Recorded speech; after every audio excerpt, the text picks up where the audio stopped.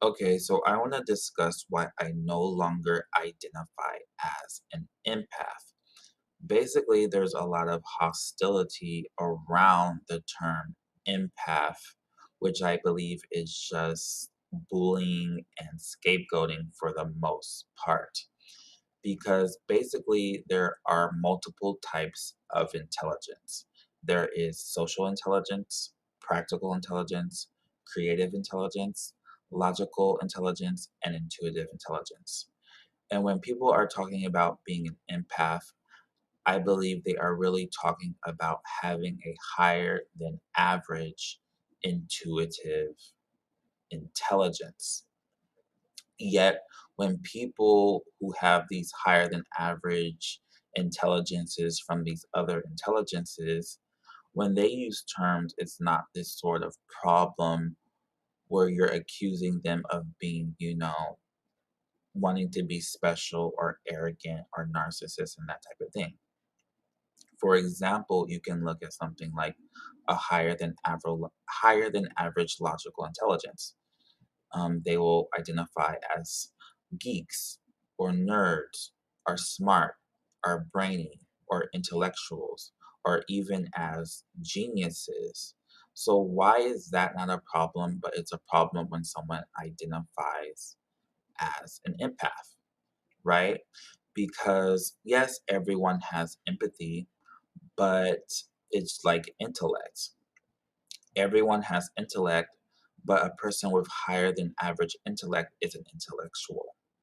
Everyone has empathy, but people with a higher than average empathy are empaths. That was the logic or the framework regarding the term empath. So why is it such an issue when everyone else with these higher intelligences do the same thing? You can look at people with a higher practical intelligence. When that's very high, it becomes a sort of, athletic intelligence. And these people will be called jocks or Olympians, even, right?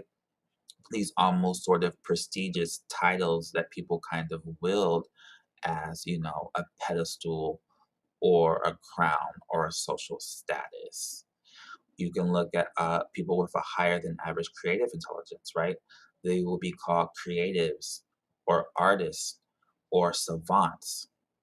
Yet, yet it's not an issue when they do that. People were just doing the same thing with the term empath. Though I do feel as if we kind of stop at the term at empathy.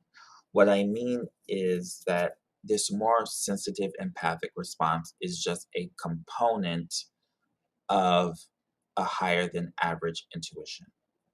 The higher intuition is, the more sensitive you are in basically many ways, and that includes that more sensitive empathic response.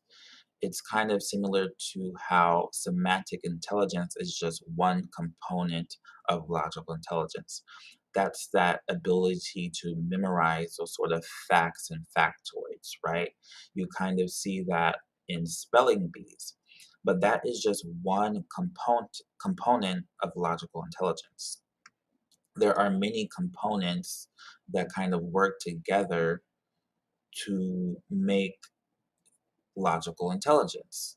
And it's the same thing. People have kind of stopped at empathy instead of going all the way to intuitive intelligence, what it really is.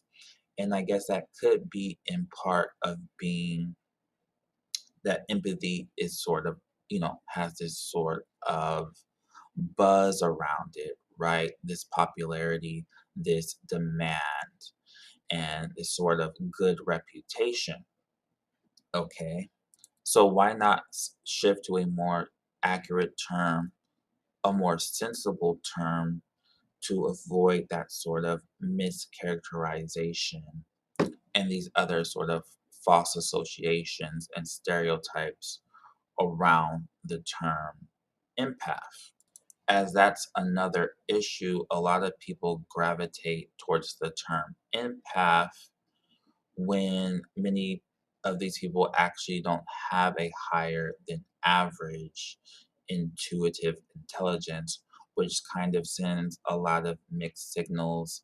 It kind of distorts communication around being intupathic, and it kind of adds to that reputation that people believe they are, more prestigious or more special than others.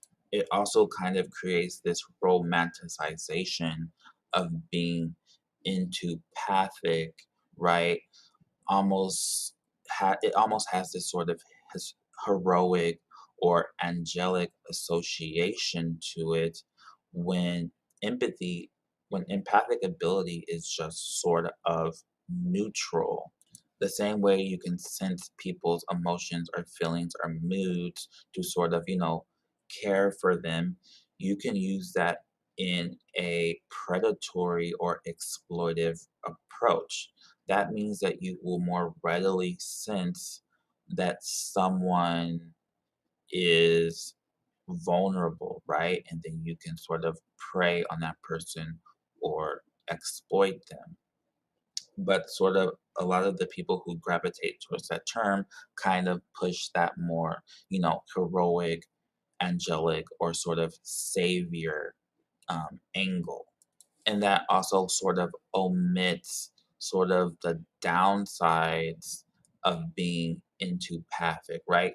Having a higher intelligence can be these, kind of have these good effects, these good experiences, but there are a lot of downsides of being empathic, and that is kind of lost when people are um, approaching it this way and mischaracterizing it this way.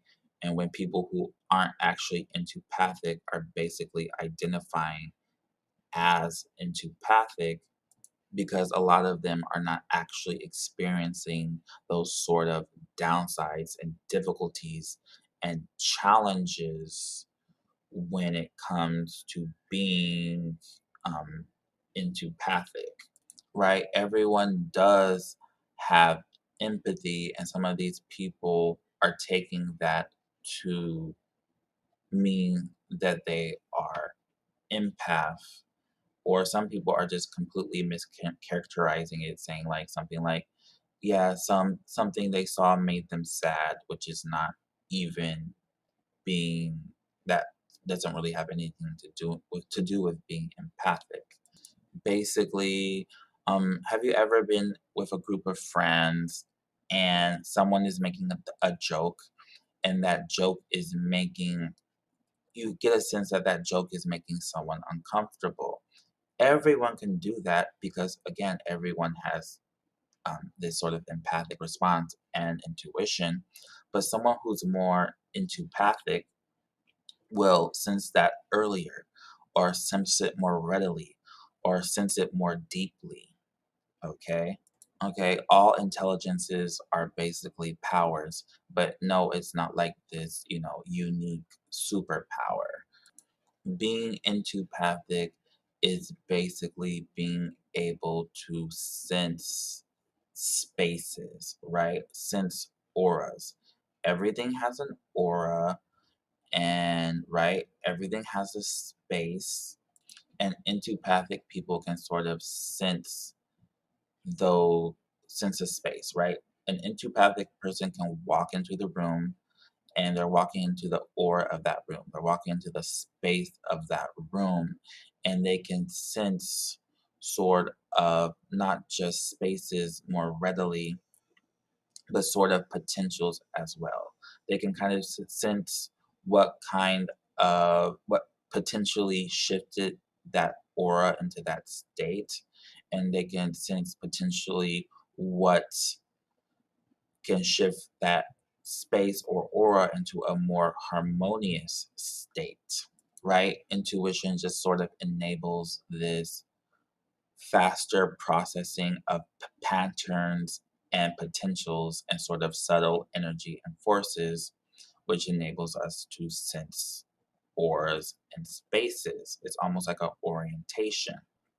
So yes, a more sensitive empathic response could more readily help that.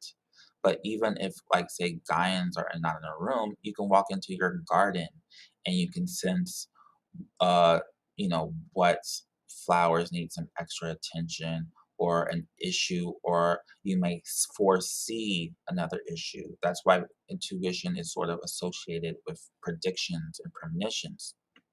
We can sort of see potentials. That's what predictions and premonitions is, or just potentialities.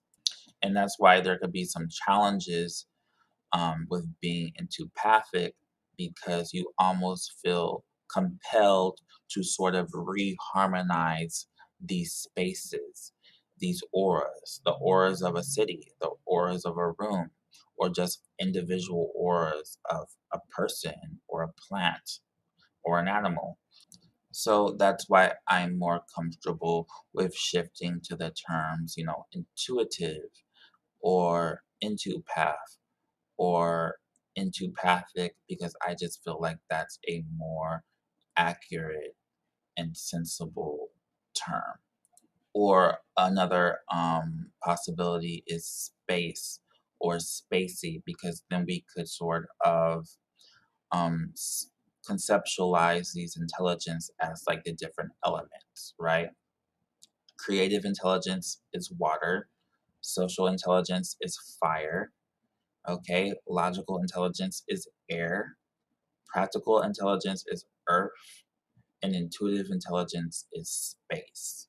Okay, everyone sort of has a power, and whatever your highest intelligence is, that is sort of your power. Everyone has access to all of these sort of intelligences or powers, but everyone has sort of a core power.